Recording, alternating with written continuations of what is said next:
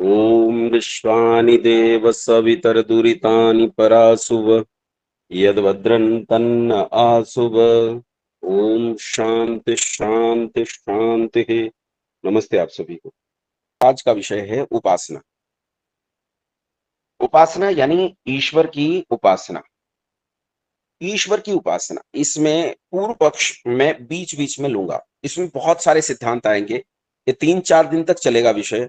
इसलिए आपसे एक निवेदन और है कि कृपया कृपया इस कक्षा को बीच में स्किप न करें, एक दिन की भी कक्षा। ये याद रखें, दुनिया में मेरे पूर्वजों का, मेरे माता पिता का जो सिद्धांत है वो सर्वोपरि है, लेकिन उन सिद्धांतों में भी जो सबसे ऊपर का सिद्धांत है वो उपासना है। इसलिए इस उपासना को भली भांति जाने, न जाने कब आपके भीतर अनुकूल वातावरण आए और ये बीज प्रस्फुटित हो जाए और आप मुक्ति के मार्ग के लिए उपासना का रास्ता चुन लें और उस पर बढ़ जाएं। इसलिए उपासना को ठीक से जानना कि ईश्वर को कैसे प्राप्त करें वो बहुत जरूरी। आइए मैं प्रारंभ करता हूं। पूर्व पक्ष बीच बीच में लूंगा, आप लोगों से बीच बीच में प्रश्न करूंगा। इसका पूर्व पक्ष में शुरू में एक साथ नहीं लेता हूं। उपासना। उपासना, उप का मतलब होता है समीप और आसन का अर्थ होता है बैठना। समीप बैठना, किसके समीप बैठना भाई? तो ईश्वर के समीप बैठना। अच्छा, ईश्वर तो सर्वव्यापक है। जो वस्तु सर्वव्यापक है उससे तो मैं कभी दूर गया नहीं, जा नहीं सकता, तो फिर उसके समीप कैसे जाऊं? समीप तो उस वस्तु के जाया जाए जिससे मैं दूर हूं, उससे तो मैं दूर ही नहीं, तो समीप कैसे जाऊं? ये तो अटपटी सी बात हो जाती है। बंधुओं, असल में दूरी 3 प्रकार की होती है। एक दूरी होती है स्थान की, एक समय की और एक होती है ज्ञान की दूरी। मान लीजिए एक आदमी दिल्ली से 10 किलोमीटर की दूरी पर खड़ा है, तो ये 10 किलोमीटर की दूरी कौन सी दूरी हो गई भाई? स्थान की दूरी। और अगर उसे दिल्ली पहुंचने में आधा घंटा लगता है, तो ये कौन सी दूरी हो गई? इस समय की दूरी हो गई कि आधे घंटे की दूरी पर खड़ा हूं। और एक दूरी ऐसे आदमी के लिए होगी, ला के एक युगांडा से एक ऐसे आदमी को जो पहली बार भारत आया, उसे छोड़ दो उस स्थान पे, अब उसे पता ही नहीं दिल्ली किस दिशा में है। ये ज्ञान की दूरी है, उसे पता नहीं, वो जा ही नहीं सकता दिल्ली। जाना दिल्ली था और वो चल पड़ा हरिद्वार की तरफ, वो दूसरी दिशा में गमन करना प्रारंभ कर दिया। तब ऐसे में कभी दिल्ली पहुंच ही नहीं पाएगा। ईश्वर से हमारी स्थान की दूरी नहीं है, समय की दूरी नहीं है, ईश्वर से हमारी ज्ञान की दूरी है। हम ईश्वर को ठीक ठीक जानते नहीं। ईश्वर को मानना जितना जरूरी है, उसके साथ साथ उसे जानना ठीक ठीक ये बहुत जरूरी है। अगर आपने ठीक से जाना नहीं, केवल माना, तब काम नहीं चलेगा। ये ऐसी स्थिति है कि आपके सामने 2 डलियां रखी हैं। एक डलिया में फल रखे हैं बहुत सारे जो खाए जा सकते हैं। दूसरी डलिया में भी फल रखे हैं, लेकिन वो पत्थर के हैं, रंग पेंट करके बिल्कुल फल जैसे बना दिए गए। देखने से बिल्कुल ऐसा लगता है ये फल है। अब अगर आपने ये मान लिया कि दोनों डलिया में फल हैं और जाना नहीं कि कौन सी डलिया में वास्तविक फल हैं और खाना शुरू कर दिया, तो गलती से आप उस डलिया के फलों को मुंह में डाल सकते हैं जो पत्थर के हैं और आपके दांत टूट सकते हैं। इसलिए जहां मानना जरूरी है वहां जानना भी बेहद जरूरी है। अब तक आप में से अधिकांश लोग ईश्वर को मानते थे, लेकिन अब तो जब हमने ईश्वर वाला विषय ले लिया है, अब तो हम सब जान भी गए हैं कि ईश्वर ऐसा ऐसा है। मान गए और जान गए। और एक सिद्धांत है वेद का कि केवल ईश्वर ही उपासनीय है, ईश्वर की उपासना करनी चाहिए। ईश्वर के अतिरिक्त कोई उपासनीय नहीं है, उसी की उपासना करनी चाहिए। तो जब हम ईश्वर को मानते हैं और ठीक ठीक जानते भी हैं, तो उसकी उपासना करना हमारे लिए अनिवार्य है। नास्तिक किसे कहते हैं जानते हो? लोग कहते हैं जो ईश्वर को नहीं मानता उसे नास्तिक कहते हैं। बात तो ठीक है, लेकिन नास्तिक किसे भी कहते हैं कि जो ईश्वर को नहीं मानता वो नास्तिक, पर ईश्वर को मानता हो ठीक से जानता ना हो, वो तो पहले वाले से भी बड़ा नास्तिक है। और अब फिर ये विचार कीजिए कि मानता भी है, जानता भी है, लेकिन उपासना नहीं करता। ऐसे व्यक्ति को क्या कहोगे? ऐसे व्यक्ति को आप कहोगे वो महानास्तिक है। भाई, इससे बड़ा नास्तिक कौन होगा? ईश्वर को मानता है, ठीक ठीक विज्ञान और तर्क बुद्धि पूर्वक जानता है, फिर भी उपासना नहीं करता। अब यहां अपना अपना आकलन करो, मैं हाथ तो नहीं उठवाऊंगा। अपना अपना आकलन करो कि इस कक्षा में कितने महानास्तिक बैठे हैं। कितने ऐसे लोग हैं जो नास्तिकता की कोटि के चरम शिखरों को पार करके दूसरी तरफ चले गए हैं। अच्छा, परिस्थिति कारणों से कभी कभी उपासना छूट सकती है, ये संभव है। ये 1 दिन, 2 दिन, हफ्ता, महीना, 4 महीना भी छूट सकती है, लेकिन कोई एकदम नित्य उपासना को छोड़ दे, ये गलत। उपासना को सीखना चाहिए, करने का प्रयास करना चाहिए। अच्छा, उपासना यानी ईश्वर को प्राप्त करना। ईश्वर को प्राप्त करने का एक ही एक ही जगह है, दूसरी कोई जगह नहीं है। दुनिया में कोई ईश्वर को प्राप्त करने का मार्ग नहीं बताता, दावा भी नहीं ठोकता। इस्लाम कभी नहीं कहता कि यहां ईश्वर प्राप्त हो सकता है। वो बेचारे जो कुछ भी अपने रिचुअल्स करते हैं, वो इसलिए करते हैं कि वो क्या प्राप्त करना चाहते हैं? जन्नत प्राप्त करना चाहते हैं। ईश्वर से कोई लेना देना नहीं। काय का ईश्वर? उन्हें मतलब है जन्नत से, 72 हूरों से, शराब की नदियों से, शराब के पहाड़ों से। उन्हें मतलब उन चीजों से है जो वहां मिलने वाला है जन्नत में। वो उस जन्नत की लड़ाई लड़ रहे हैं। उस जन्नत के लिए पूरी दुनिया को नेस्तो नाबूद कर देना पड़े तो करेंगे। वो वो लड़ाई जन्नत की, ईश्वर प्राप्ति की लड़ाई नहीं। ईसाइयों से पूछो तुम क्या प्राप्त करना चाहते हो, तो हेवन प्राप्त करना चाहते। वो भी कहां ईश्वर प्राप्ति के लिए दौड़ रहे हैं, कहां ईश्वर प्राप्ति के लालायित थे। वो इहलोक में तो वो चंगाई सभाओं से रोग ठीक करते हैं। हेलेलुया हेलेलुया, हो गए ठीक, कैंसर ठीक, हेपेटाइटिस ठीक, अंधन को आंख, देत को ढीन को काया। ये बिना मतलब की बातें जो चल रही हैं इहलोक में, वो इसे प्राप्त करना चाहते हैं, और परलोक में वो हेवन प्राप्त करना चाहते हैं। ईश्वर को कौन प्राप्त करना चाहता है?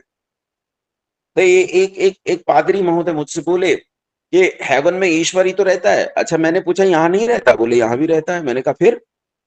अरे जब सब जगह ईश्वर ही रहता है, फिर तो यहीं प्राप्त कर लो। वहीं क्यों जाना?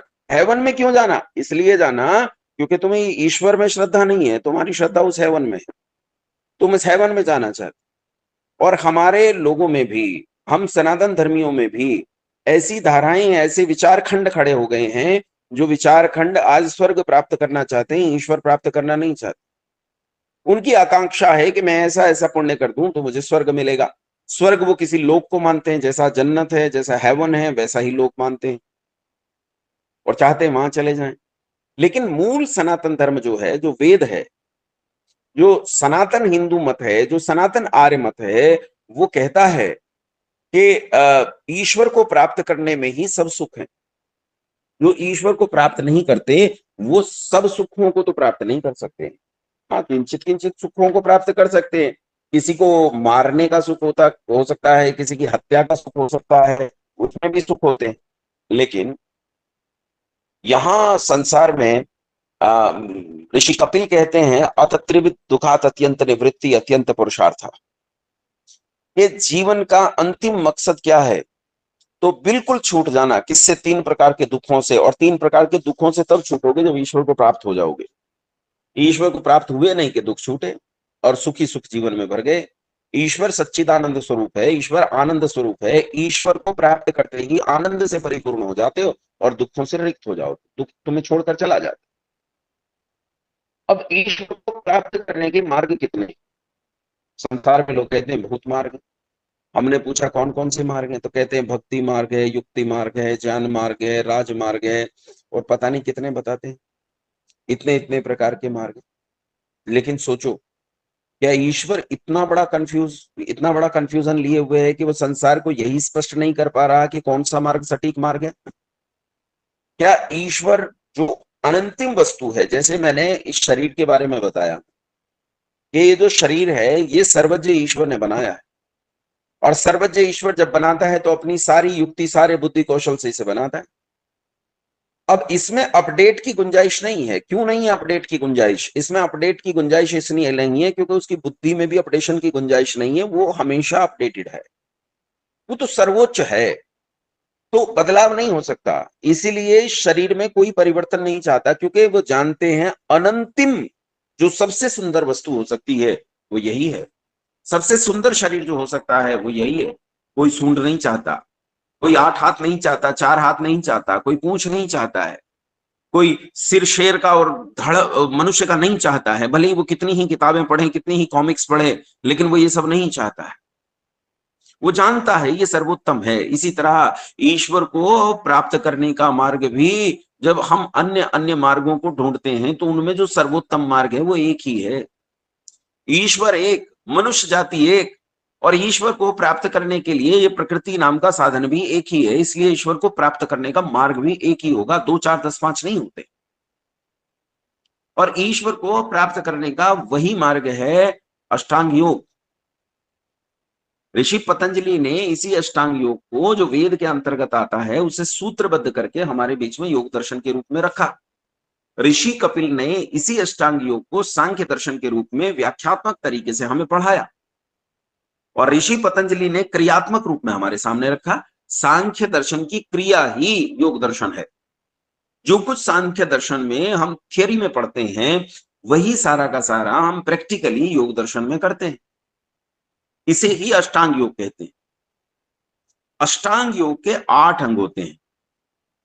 जिनके पास कॉपी पेन है, अपना कॉपी पेन लेके बैठेंगे, लिखेंगे। अष्टांग योग के 8 अंग होते हैं। यम, नियम, आसन, प्राणायाम, प्रत्याहार, धारणा, ध्यान, समाधि। देखिए, मैंने 3 अलग अलग सेक्शंस में इसे बोला है। यम, नियम, आसन, प्राणायाम, प्रत्याहार, धारणा, ध्यान, समाधि। प्रारंभिक 3 हैं, यम, नियम, आसन, फिर 2 हैं प्राणायाम, प्रत्याहार, फिर 3 हैं धारणा, ध्यान, समाधि। 8 हो गए। इनमें समाधि से संयम उत्पन्न होता है। संयम ऐसी योग्यता है कि जो ज्ञान तुम जानना चाहते हो, जैसे ही उस चीज में संयम करते हो तो उसकी जानकारी परमात्मा तुम्हें करा देता है। कुछ पाश्चात्य विद्वानों ने इन 8 अंगों में संयम को भी जोड़कर इसे नवांग योग भी कहा है। लेकिन आप नवांग योग कहोगे, अष्टांग योग कहो, यही है। और इस अष्टांग योग पर आगे बढ़ने के लिए सबसे पहली आवश्यकता है वैराग्य की। वैराग्य के लिए आवश्यकता है विवेक की। विवेक किसे कहते हैं? तो जब बुद्धि ठीक ठीक निर्णय करने वाली स्थिति में होती है तो इसी बुद्धि को विवेक कहा जाता है। जब ये बुद्धि हमें ठीक ठीक चीजों का निर्णय करा देती है, क्या सच क्या झूठ, क्या गलत क्या सही, क्या नित्य क्या अनित्य, तो उसे विवेक कहते हैं। मनुष्य के जीवन में सबसे मूल्यवान वस्तु मैंने बताया था बुद्धि, इसी बुद्धि को विवेक कहते हैं। इसलिए ईश्वर प्राप्ति में सबसे ज्यादा जिस चीज की जरूरत है वो बुद्धि है। और जो व्यक्ति जितना बुद्धिमान होगा वो उतनी ही शीघ्रता से ईश्वर को प्राप्त कर सकता है। इसलिए बुद्धि को तीव्रतर करने का प्रयास करना चाहिए। और बुद्धि को बढ़ाने का साधन मैंने बताया था, मतलब किसी शंख पुष्पी से बुद्धि नहीं बढ़ेगी, याद रखना। शंख पुष्पी आपके स्नायु तंत्रों को मजबूत करेगी, लेकिन बुद्धि शिक्षा से बढ़ती है। एक ही टॉनिक है बुद्धि का, वो है शिक्षा। जितनी अधिक शिक्षा प्राप्त करोगे, जिस दिशा में दिशा में बुद्धि बढ़ेगी। बुद्धि इतनी निर्मल हो जाए कि नित्य अनित्य के बारे में विचार करने लगे, तब इस बुद्धि को हम विवेक कहते हैं। और मनुष्य के जीवन में उपासना के मार्ग पर बढ़ने के लिए सबसे पहले सबसे जरूरी विवेक। विवेक से जब संसार को मनुष्य देखता है तो वो पाता है कि संसार में सब कुछ नित्य नहीं है, कुछ चीजें परिवर्तन होने वाली है। जैसे इस संसार को देखो तो पाओगे कि संसार में आज जहां मैं खड़ा हूं, जिस भवन में खड़ा हूं, आज से 200 साल पहले यहां ऐसा भवन नहीं था। और 200 साल ये भवन यहां रहेगा, इस बात की कोई गारंटी नहीं है। चीजें लगातार बदल रही हैं। जो पौधे थे वो आज वृक्ष हो गए, जो वृक्ष थे वो कट चुके। आज मैं जैसा खड़ा हूं ऐसा मैं मेरी मां की कोख से पैदा नहीं हुआ था। जब मैं मेरी मां की कोख से पैदा हुआ तो मैं 1-1.5 फीट का था। मेरे हाथ बहुत कोमल थे, मेरे बाल नहीं थे, शायद एकदम गंजा रहा हूं या छोटे बाल रहे हों। उंगलियां इतनी छोटी थी कि लोगों को हाथ लगाते डर लगता था। मेरी त्वचा इतनी कोमल थी कि कोई हाथ लगाता था तो भयभीत हो जाता था, चिल न जाए। मेरी माँ मुझसे स्नेह करती होगी तो मेरे गाल पर अपने गाल फिराती रहती होगी। लेकिन आज जब मैं ईसाइयों में आ गया हूं तो मेरे चेहरे पर कटीली झाड़ियां निकल आई हैं, दाढ़ी निकल आई। आज इन गालों पर कोई हाथ भी लगा दे तो उसका हाथ ही छिल जाए। आज मेरा शरीर वैसा कोमल और उतना लचीला नहीं रहा जितना बचपन में था।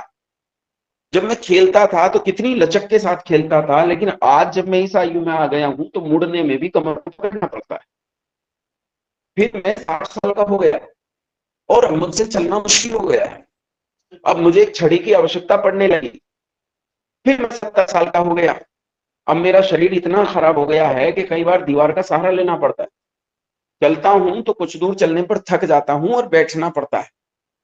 और फिर मैं इतना बूढ़ा हो गया, 80, 85, 90 साल का हो गया कि अब मैं बैठा रहता हूं, अधिक चल फिर नहीं पाता।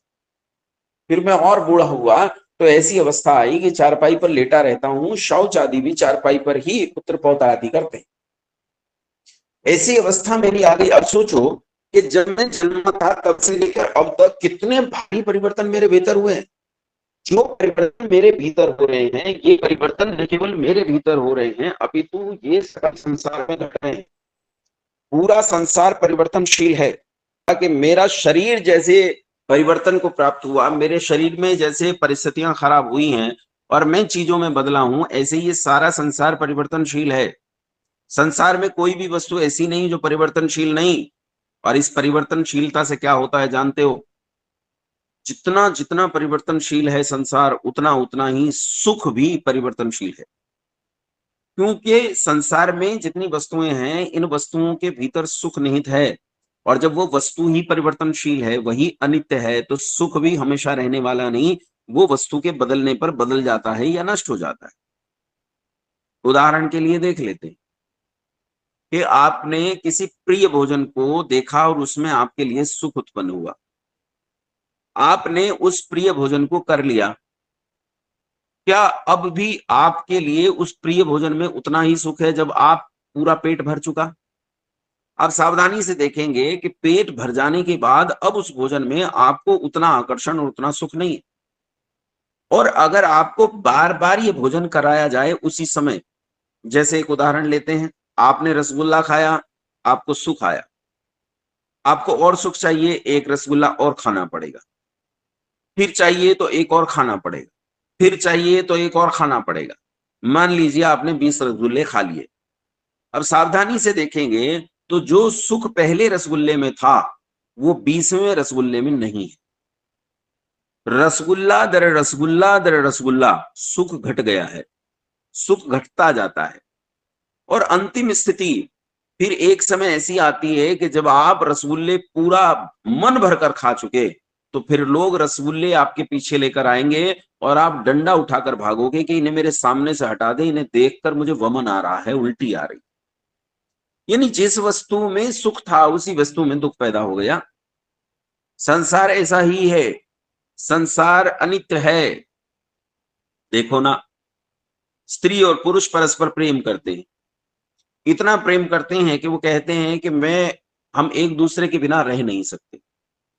अच्छा, संसार उन्हें समझाता है कि इसमें कुछ परिस्थिति विपरीत है, लेकिन वो नहीं मानते। वो कहते हैं कुछ भी विपरीत परिस्थिति हो, हम तो साथ ही रहेंगे।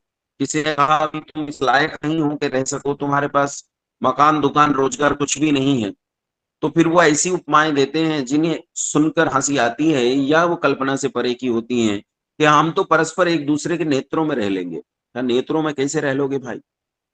फिर वो विवाह कर लेते हैं। फिर धन की दरिद्रता के कारण, अन्य कारणों से और दूसरे कारणों से फिर एक दूसरे के व्यवहार भी एक दूसरे के सामने आते हैं और साल 2 साल में उनमें झगड़ा होता है। झगड़ा होकर उनमें मारपीट होती है, दोनों अलग-अलग हो जाते हैं, अपने-अपने परिवारों के पास जाते हैं। अब इनसे पूछो कि वो व्यक्ति तो कहते हैं उसके सामने मेरे सामने उसका नाम मत लो, मैं उसकी शक्ल देखना नहीं चाहता। अर्थात जो 2 लोग परस्पर बहुत घनिष्ठ मित्र थे, वो आज परम शत्रु हो गए। और ऐसा संसार में उल्टा भी होता है कि जो परम शत्रु थे, वो घनिष्ठ मित्र हो जाते हैं। संसार ऐसा ही है। संसार परिवर्तनशील है। जिस माँ के बिना मैं रह नहीं पाता, मैं उसकी गोद में खेलता हूँ। माँ किसी और से बात करे तो मुझे जलन होती है। मैं चाहता नहीं मेरी माँ किसी और की तरफ देखे, किसी से बात करे। मैं चाहता हूँ वो केवल मुझे सुने, मेरी ओर देखे, केवल मुझ में जिए।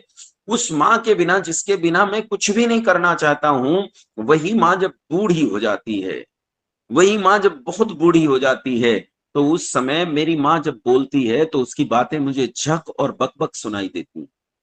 तब मैं कहता हूँ इस बुढ़िया ने बक-बक करके दिमाग खराब कर दिया है। जिन बातों में इतना रस था कि संसार में कोई और बातें रसीली नहीं रखती थी, वही बातें अब मुझे बक-बक और झक सुनाई देती हैं।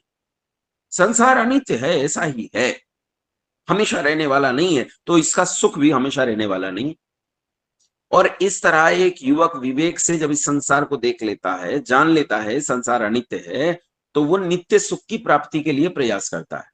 और नित्य सुख की प्राप्ति के लिए प्रयास करते हुए जब वो किसी ऋषि मुनि आचार्यों के ग्रंथों की ओर बढ़ता है, विद्वानों के ग्रंथों की ओर बढ़ता है, तो वहां जाकर उसे पता चलता है कि संसार में एक सुख नित्य भी है, और वो सुख उसी वस्तु का है जो वस्तु स्वयं नित्य है, और वो स्वयं नित्य वस्तु है परमपिता परमात्मा। परमात्मा स्वयं नित्य है, इसलिए उसका सुख भी नित्य ही है, उसका सुख कभी नष्ट नहीं होता है। तो फिर वो पूछता है कि क्या इसे प्राप्त कर सकते हैं? हाँ, प्राप्त कर सकते हैं। रास्ता क्या है? अष्टांग योग, 8 अंग वाला योग। इसे कैसे करें? तो इसके लिए आवश्यक है वैराग्य। वैराग्य कैसा होता है, इसे और अच्छे से समझेंगे, एक उदाहरण से समझिए कि बीच में एक व्यक्ति खड़ा है, उसके एक और संसार है और ठीक दूसरी ओर पश्चिम में संसार है और पूरब में ईश्वर है। ऐसा मान लीजिए, ऐसा होता नहीं, ऐसा केवल समझने के लिए मान लीजिए कि पूरब में ईश्वर है और पश्चिम में संसार है और व्यक्ति बीच में खड़ा है। अब सावधानी से देखिए, जब ये व्यक्ति संसार की ओर मुंह करता है तो इसकी ईश्वर से पीठ हो जाती है, और ठीक ऐसे ही जब वो ईश्वर की ओर मुख करता है तो उसकी संसार की ओर से पीठ हो जाती है। जब हमारी संसार से पीठ हो जाती है, हमारा संसार में राग नहीं रहता, तो इसे विराग कहते हैं। जब हम ईश्वरोन्मुख होते हैं तो उस समय हमारी इस संसार से पीठ हो जाती है, संसार में राग नहीं रह जाता, और संसार में राग नहीं रहता तो इसे विराग कहते हैं। संसार से विराग होना सामान्य घटना पर नहीं होता। कई बार लोग कहते हैं जी मुझे तो अब वैराग्य सा होने लगा है, वो बस ऐसी भावना सी उठ रही है। सच में ऐसा नहीं, वैराग्य होना बहुत बड़ी घटना होती है। एक राजा भर्तृहरि हुए, उनकी कहानी सुनिए। आपने नाम तो सुना होगा राजा भर्तृहरि का। राजा भर्तृहरि का नहीं सुना तो उनके छोटे भाई का नाम सुना होगा। उनके छोटे भाई का नाम था राजा विक्रमादित्य। राजा विक्रमादित्य जिनके नाम पर हमारा सम्मत चलता है, विक्रमी सम्मत। राजा विक्रमादित्य महाप्रतापी योद्धा थे। ऐसे योद्धा थे कि वो जब सेना लेकर चलते थे तो ऐसा लगता था मानो साक्षात इंद्र ही सैन्य बल के साथ आ पहुंचा, और राज्य के राज्य उनके सामने झुकते चले जाते थे। और उनकी तलवार की छाया में राजा भर्तृहरि शासन करते थे। बड़े राजा भर्तृहरि थे, इसलिए शासन उनका था, वो शासन करते थे और निशंक थे, क्योंकि उनके भाई से सारा संसार डरता था, विक्रमादित्य से सब डरते थे। लेकिन भाई विलासिता में इतने डूब गए, इतने डूब गए, इतने डूब गए कि अपनी पत्नी के साथ ही हम हर समय रहने लगे, राजकाज छोड़ दिया। पत्नी बहुत सुंदरी थी, बहुत बहुत रूपवती स्त्री थी, बस उसी में हर समय मग्न रहने। उन्हें संसार राजपाट किसी चीज से कोई लेना देना नहीं। अच्छा, थे भले आदमी, अपनी स्त्री से अनन्य प्रेम करते थे राजा भर्तृहरि। लेकिन जब राज्य की हानि हुई तो राजा विक्रमादित्य, ये जो सेनापति विक्रमादित्य थे, क्योंकि वो तो राजा नहीं थे, राजा तो भर्तृहरि थे, उनके सेनापति थे राजा विक्रमादित्य। तो इन्होंने, विक्रमादित्य ने अपने भाई को समझाया कि भ्राताजी, मैं तो चला जाता हूं युद्धों पर, पीछे राज्य संभलता नहीं है, और आप ऐसे विलासी हो गए हैं कि अपने रंग महल से निकलते नहीं हैं, इससे राज्य की हानि हो रही है, इसे संभालिए। कई बार समझाने पर भी राजा भर्तृहरि नहीं समझे, उल्टे विक्रमादित्य से चिढ़ गए और लात मार कर भगा दिया राज्य से विक्रमादित्य को। अब जब ये इस सेनापति विक्रमादित्य को भगा दिया गया, जो उनके सगे छोटे भाई थे, तो इससे राज्य में और ज्यादा बिगाड़ हो गया, क्योंकि एक आदमी जिसका भय था वो भी नहीं रहा। बाद में एक दिन एक घटना घटी, और घटना ये घटी कि एक व्यापारी आया राजा भर्तृहरि के राज दरबार में और एक सेब लेकर आया। सेब लाकर उसने राजा भर्तृहरि को दिया। व्यापारी आया और व्यापारी ने आकर सेब राजा को दिया और कहा कि राजन, ये सेब सामान्य नहीं है, अगर आप इस सेब को खा लेंगे तो आप सदैव युवा बने रहेंगे। राजा ने बहुत आश्चर्य प्रकट किया, सेब को ले लिया। फिर उन्होंने सोचा कि इस सेब को मैं खाऊं, इसका क्या लाभ है, मेरी पत्नी खाए, अपनी पत्नी से प्रेम करते थे, मेरी पत्नी खाए तो वो हमेशा युवती बनी रहेगी, मैं उसे देखूंगा तो प्रसन्न रहूंगा। उन्होंने वो सेब अपनी पत्नी को दे दिया। 2 दिन के बाद ये सेव उन्हें लाकर एक ऐसी स्त्री जो जिन्हें अच्छा नहीं माना जाता है, जो वेश्यावृत्ति करती थी, ऐसी एक स्त्री ने लाकर राजा को वही सेव दिया और कहा कि राजन, इस सेव से आयु नहीं बढ़ती है, आप इसे रखिए, हमेशा युवा बने रहे। राजा को आश्चर्य हुआ, ये तो वही सेव है जो मैंने अपनी पत्नी को दिया था। उन्होंने उस स्त्री से पूछा कि तू इस सेव को मुझे क्यों देना चाहती है? अगर इससे हमेशा युवा बने रहेंगे तो तू क्यों नहीं खाना चाहती? उसने कहा, राजन, मेरा जीवन तो नरक जैसा है, मैं इस जीवन को बढ़ाकर भला क्या करूंगी? मैं इस युवावस्था को लेकर और कितना पाप करूंगी? मेरा राजा युवा रहे ताकि सारा राज्य सुखी रहे और न्याय बना रहे, इसलिए चाहती हूं कि इस सेव को आप खा लें। उसकी श्रद्धा को देखकर राजा अभिभूत हुए, लेकिन उन्होंने पूछा कि मां, तू ये बता, ये सेव लाई किससे है, किसने तुझे दिया? उसने कहा, मेरे ग्राहक ने दिया। कहा, वो ग्राहक कौन है? कहा, वो ग्राहक नया सेनापति है। नए सेनापति को बुलाया गया, पूछा, तुझे ये सेव कहां से मिला? अब नया सेनापति डर गया और नए सेनापति ने कहा कि ये सेव मुझे रानी ने दिया। इसका अर्थ है कि राजा रानी से प्रेम करता था, लेकिन रानी सेनापति से प्रेम करती थी, सेनापति गणिका से प्रेम करता था और गणिका अपने राज्य से प्रेम करती थी। और इस तरह ये सेव राजा से रानी के पास और रानी से सेनापति के पास, सेनापति से गणिका के पास और गणिका से वापस राजा के पास आया। राजा भर्तृहरि को बहुत क्षोभ हुआ और उन्हें इतनी भयंकर निराशा हुई कि जिस निराशा को व्यक्ति झेल नहीं पाता। लेकिन तभी राजकुमार विक्रमादित्य वहां प्रकट हुए, वो आ गए कहीं से। उन्होंने आकर कहा कि भ्राता जी, निराश न होइए, ये कोई चमत्कारी सेव नहीं है, इससे कोई आयु घटती बढ़ती नहीं है, ये झूठा सेव है, ये मैंने ही भिजवाया था आपको संसार की असलियत बताने के लिए, आपको बताने के लिए कि ये संसार कैसा है और इस संसार में फंसने से कितनी हानि हो सकती है। लेकिन अब राजा भर्तृहरि रुकने वाले नहीं थे। उन्हें इस संसार की वास्तविकता जब समझ में आई अच्छे से, लंबे समय तक उन्होंने विचार किया और विचार करने के बाद निश्चय किया कि इस संसार में मैं नहीं रहूंगा, मैं ईश्वर भजन करूंगा और मुक्ति की कामना के लिए प्रयास करूंगा। राजा भर्तृहरि ने अपने छोटे भाई को बुलाया, उससे क्षमा याचना की, अपना मुकुट उतारकर उसके सिर पर रखा, उसका राज्याभिषेक किया और स्वयं चले गए संन्यास लेकर जंगल में। राजा भर्तृहरि बहुत अच्छे कवि थे, उनके 2 बड़े पुस्तक बहुत प्रसिद्ध हैं। देखो, कमाल की बात है कि पहले पुस्तक का नाम है श्रृंगार शतकम।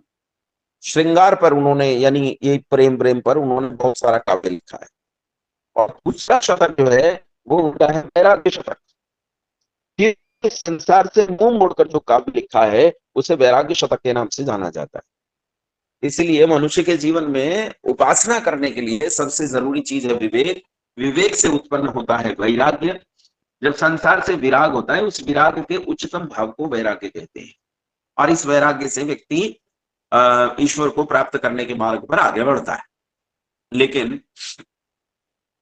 क्या वैराग्य इसे कहते हैं जो आजकल हमें दिखाई देता है?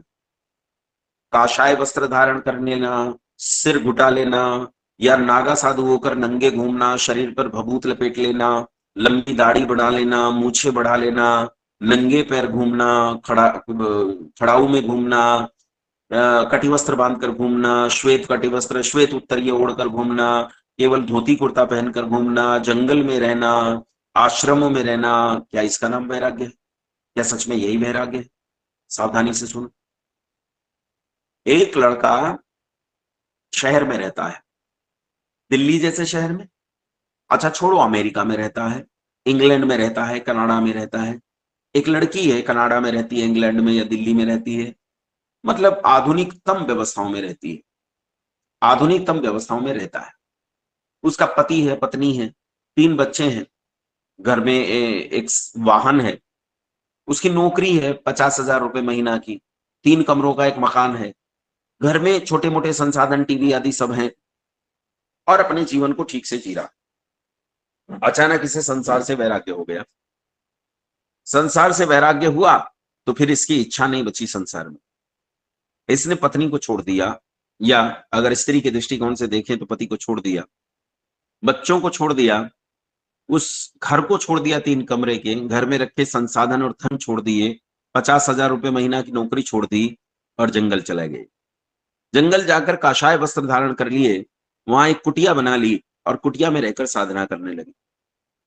धीरे धीरे वहां रहते रहते इसकी लंबी दाढ़ी बढ़ गई, मूछें बढ़ गई, बाल लंबे लंबे हो गए, लाल कपड़े ले लिए हैं, काशाय वस्त्र में रहता है और कुटिया में रहकर अपना जीवन यापन करता है। इसकी इस जीवन की दशा को देखकर कुछ लोग प्रभावित हो गए और प्रभावित होकर इसके पास आने लगे। कुछ फूल पत्ते उन्होंने इसकी कुटिया के बाहर लगा दी। आसपास 2 4 6 10 कुटिया और बना दी। धीरे धीरे ये छोटी सी कुटिया एक छोटे से आश्रम का रूप ले गई। अब इनके चेला चेली बढ़ने लगे। चेला चेली सैकड़ों से हजारों की संख्या में पहुंच गए। कुटिया, छोटी सी कुटिया से 2 बीघे का आश्रम, फिर 20 बीघे का आश्रम, फिर 200 बीघा का आश्रम, फिर 2000 बीघा का आश्रम और न जाने कितने हजार एकड़ में आश्रम फैल गया। आज इस आश्रम में लाखों चेला चेली रहते हैं। दुनिया भर में करोड़ों लोग इनके फॉलोअर्स हैं और दुनिया के विभिन्न देशों से लोग इनके पास आते हैं। आज इनके पास बड़े बड़े हेलीकॉप्टर्स हैं, मर्सिडीज गाड़ियां हैं, बीएमडब्ल्यू है।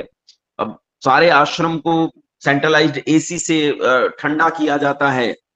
करोड़ों रुपया प्रति घंटा कमाने वाली फैक्ट्रियां लगाई गई हैं। चेला चेली के रहने के लिए वॉशिंग मशीन, फ्रिजेस, एसी सब कुछ है, भर गया है सब सुख सुविधाओं संसाधनों से पूरा आश्रम। बाबा जी जब चलते हैं तो जहां से जहां तक चलते वहां तक फूल बिछा दिए जाते हैं। बाबा जब गाड़ी में बैठते हैं तो 2 4 10 करोड़ रुपए की गाड़ी आकर खड़ी होती है जिसमें बैठते हैं और आगे 8 गाड़ी और 8 गाड़ी पीछे और तब बाबा जी चलते हैं। अब विचार करो, इस व्यक्ति का संसार में राग घटा या राग बढ़ा? मैं पूछ रहा हूं, उत्तर दो। एक बार माइक सबके लिए अनम्यूट करेंगे, मुझे बताओ, राग घटा के राग बढ़ा?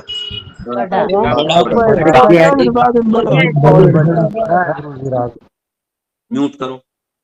विचार करो, घर में तो एक ही स्त्री थी, आज तो लाखों स्त्रियां चारों ओर मंडराती हैं। घर में तो जब ये माता जी घर में रहती थी तब तो एक ही पति था इनका।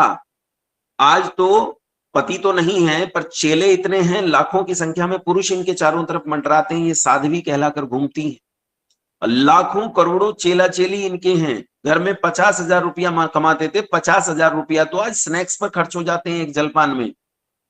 घर में एक मोटरसाइकिल थी या एक कार थी, आज कार कितनी है इसकी गिनती भाई साहब को पता नहीं है। इसकी गिनती की जानकारी नहीं है।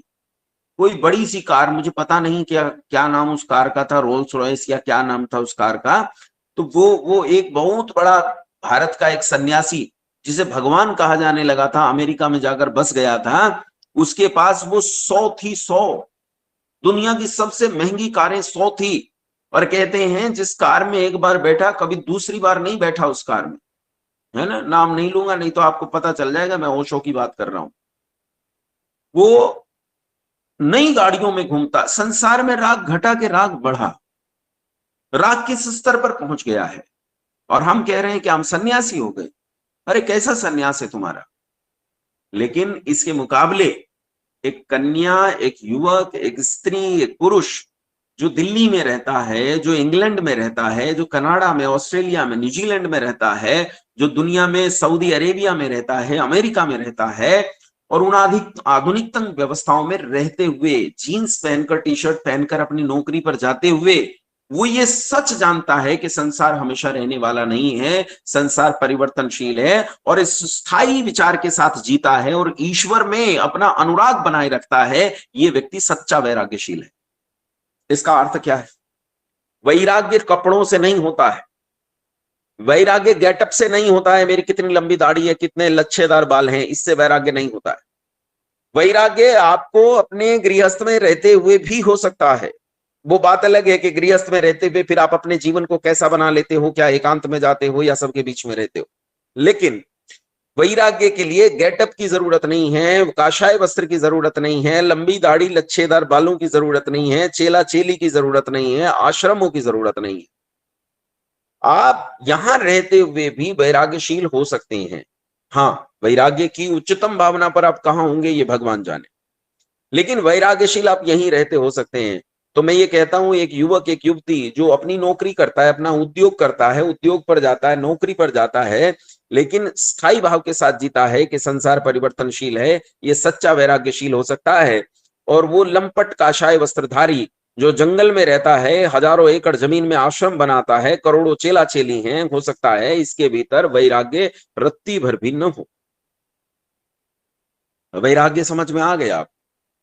अब जब हम वैराग्य प्राप्त कर लेते हैं तो वैराग्य प्राप्त करने के बाद हम आगे बढ़ते हैं, और आगे बढ़ने के लिए जल्दी से समझते हैं कि उपासना के लिए सबसे जरूरी चीज होती है 24 घंटे के जीवन को पवित्र बनाना। पहली चीज है जीवन को पवित्र बनाना, उसमें शुचिता पैदा करना। कैसे शुचिता पैदा होगी उसमें? तो उसकी शुचिता के लिए पहले 2 अंग हैं, एक का नाम है यम, दूसरे का नाम है नियम। यम होते हैं 5, कॉपी पेन उठा लो जिनके पास कॉपी पेन है। यम होते हैं 5, 5 यमों के नाम है अहिंसा, सत्य, अस्तेय, ब्रह्मचर्य, अपरिग्रह। अहिंसा, अहिंसा किसे कहते हैं? एक बार माइक म्यूट करेंगे, अनम्यूट करेंगे माइक, केवल नए लोग प्रश्न का उत्तर देंगे।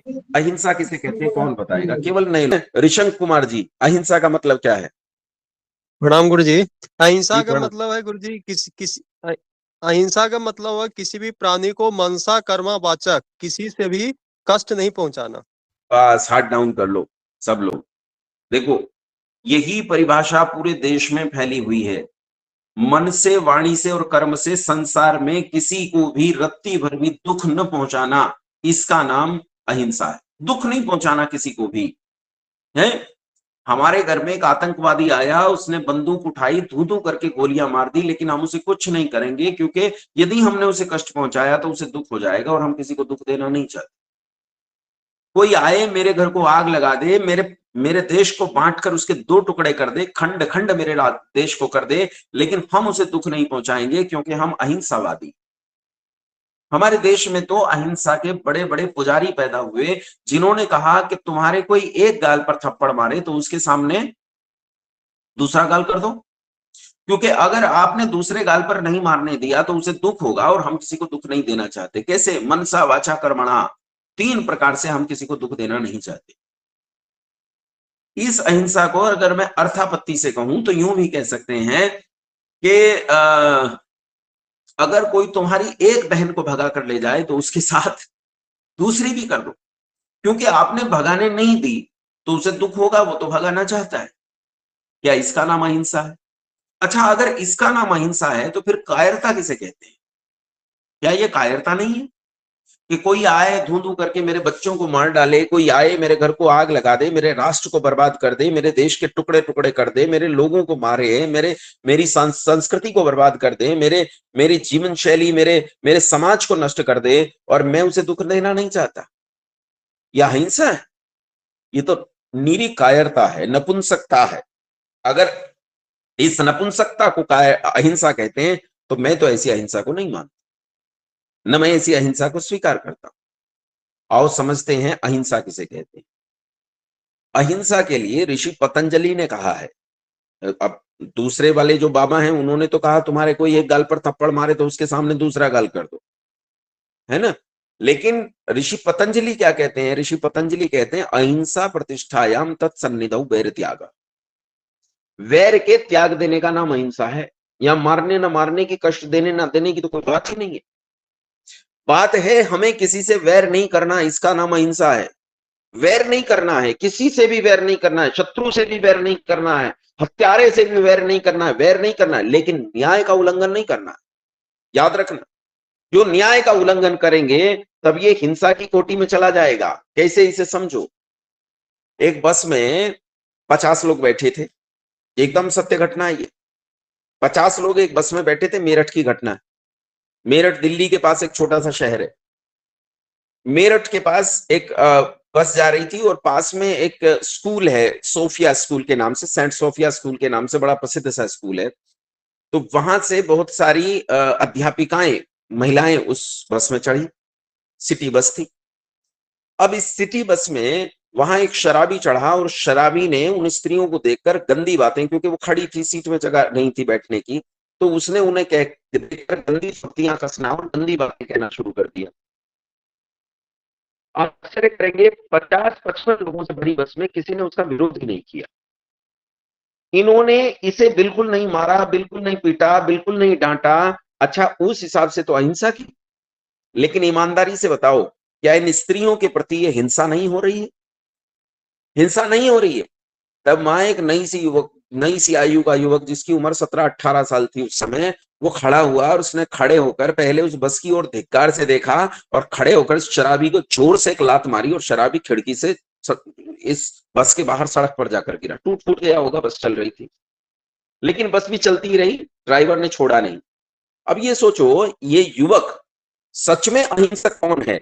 वो 50 नपुंसक अहिंसक है या ये युवक अहिंसक है? मैं आपसे पूछना चाहता हूं, माइक अनम्यूट करके मुझे बताओ, अहिंसक कौन है इनमें, युवक या वो भीड़? भीड़ भीड़ युवक भीड़ है। सावधानी से सुनो, इन कन्याओं के प्रति जो हिंसा हो रही है, वो हिंसा करने वाली वो भीड़ हिंसक है और ये युवक अहिंसक है। याद रखना, याद रखना, न्याय के लिए करोड़ों करोड़ लोगों का वध कर देना भी अहिंसा ही कहलाती है। यदि ऐसा न होता तो श्री राम जी इतना बड़ा युद्ध न लड़ते। यदि ऐसा न होता तो श्री कृष्ण चंद्र महाराज, जो अपने काल के सांख्य दर्शन के सबसे बड़े प्रणेता थे, वो महाभारत जैसा युद्ध न लड़ते। महाभारत जैसा युद्ध उन्होंने लड़ा, इसलिए लड़ा ताकि अहिंसा को स्थापित कर सके। याद रखना, हम किसी को दुख नहीं देते हैं, हम किसी से बैर नहीं रखते हैं। एक जज जब किसी हत्यारे को फांसी देता है तो उसका उससे कोई बैर नहीं, वो न्याय की स्थापना के लिए उसे फांसी दे रहा है। बैर कुछ भी नहीं है, बैर न रखना इसी का नाम अहिंसा है। लेकिन न्याय को खरा खरा खड़ा रखना चाहिए, ये बहुत जरूरी है, ये बहुत आवश्यक है। इसलिए याद रखो कि अर्थापत्ति से इसे हम यूं कह सकते हैं कि अकारण संसार में मनसा वाचा कर्मणा किसी को दुख नहीं देना चाहिए, लेकिन यदि कारण हो तो लाखों लाख मनुष्यों का वध कर देना भी अहिंसा ही कहलाती है। इसलिए पंडित राम प्रसाद बिस्मिल अहिंसक थे, चंद्रशेखर आजाद अहिंसक थे,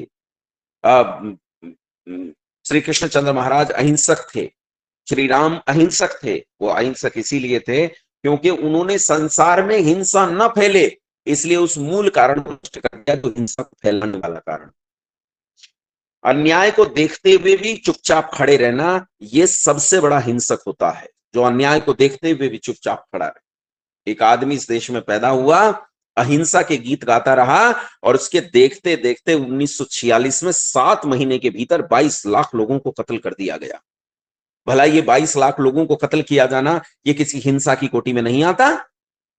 और वो एक लाठी लिए 36 किलो के उस भार को इस धरती पर बोझ बनाए हुए घूमता रहा, अहिंसा का उपदेश करता हुआ, और ये कहता हुआ कि अगर वो तुम्हारी गर्दनें काटने आए तो अपनी गर्दनें उनके सामने प्रस्तुत कर दो। इसे अहिंसा कहते हैं, इसे नपुंसकता कहते हैं, नपुंसकता। ये हिजड़ापन है, हिजड़ापन, इसके अलावा कुछ नहीं। अहिंसा का अर्थ होता है अकारण किसी को कष्ट न देना, कारण हो तो लाखों लाख मनुष्यों का वध कर देना, ये भी अहिंसा ही कहलाती। अभी 4 यम बाकी हैं। अहिंसा के बाद आता है सत्य, अस्तेय, ब्रह्मचर्य, अपरिग्रह। ये कल प्रारंभ करेंगे, आज केवल इतना ही। आज मंत्र पाठ करते हैं, लेकिन कल से अष्टांग योग शुरू होगा, असली उपासना का पाठ कल से शुरू होगा। आज मैंने केवल उसकी भूमिका कही है, ये हमारी उपासना की केवल अनुभूमिका थी।